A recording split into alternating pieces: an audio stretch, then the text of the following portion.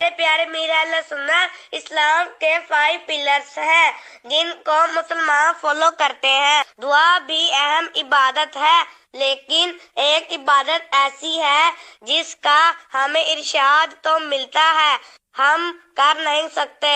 قال رسول اللہ خاتم النبیین صلی اللہ علیہ وآلہ وسلم، علی کا چہرہ دیکھنا بھی عبادت ہے۔ پیارے پیارے میر اہل سنت، اس عبادت کو ہم کر سکیں ایسا وظیفہ ارشاد فرما دیجئے۔ جزاک اللہ خیرا۔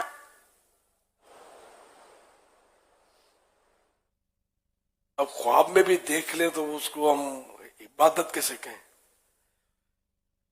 سرکار صلی اللہ علیہ وسلم نے جب فرمایا تو حضرت علی بھی حیات تھے، تو یہ ظاہری تو یہ سمجھ میں آ رہا ہے کہ وہ حیاتی کے موقع پر دیدار کا تھا۔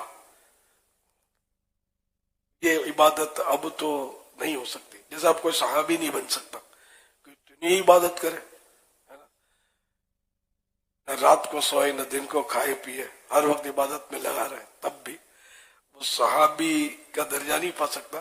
نہیں، یہاں تک کہ وہ حدیث پاک میں ایک مثال بھی ہے کہ صحابی کا مٹھی بھر جاؤ خیرات کرنا غیر صحابی کا سونے کا پہاڑ خیرات کرنا، یہ بھی اس مٹھی بھر جاؤ کے برابر نہیں ہو سکتا۔ صحابی اتنا بڑا رتبہ پاتا ہے، اس کو یہ سعادت ملی ہے کہ اس نے ایمان کے ساتھ دیدار مصطفیٰ کیا ہے صلی اللہ علیہ وسلم، ایک لمحے کی صحبت اختیار کی۔ اگر دیدار نہیں پایا تو جیسا عبداللہ بن ام مکتوم، حضرت عبداللہ بن ام مکتوم رضی اللہ عنہ صحابی تھے لیکن نبی نے تھے، سرکار کی ایک گھڑی کی صحبت پائی جس نے ایمان کے ساتھ، اور دنیا سے ایمان کے ساتھ رخصت ہوئے، وہ صحابی ہے۔ اب یہ کہ دنیا ادھر کی ادھر ہو جائے، کوئی صحابی کا رتبہ نہیں پا سکے گا۔ اور بھی کئی صورتیں غور کریں تو سعادتوں کی ہے کہ ہم نہیں پا سکتے، تو چلو جن کا موقع مل رہا وہ تو اس کی جد و جہد تو کریں، اس کی کتنی کرتے ہیں جد و جہد۔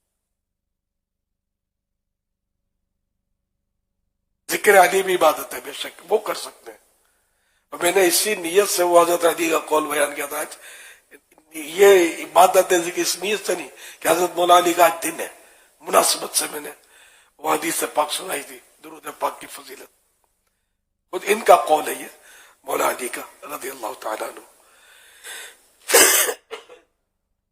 اب ذکر علی تو ہو ہی گیا نا، مزید الحمدللہ صلو علی الحبیب صلی اللہ علی محمد۔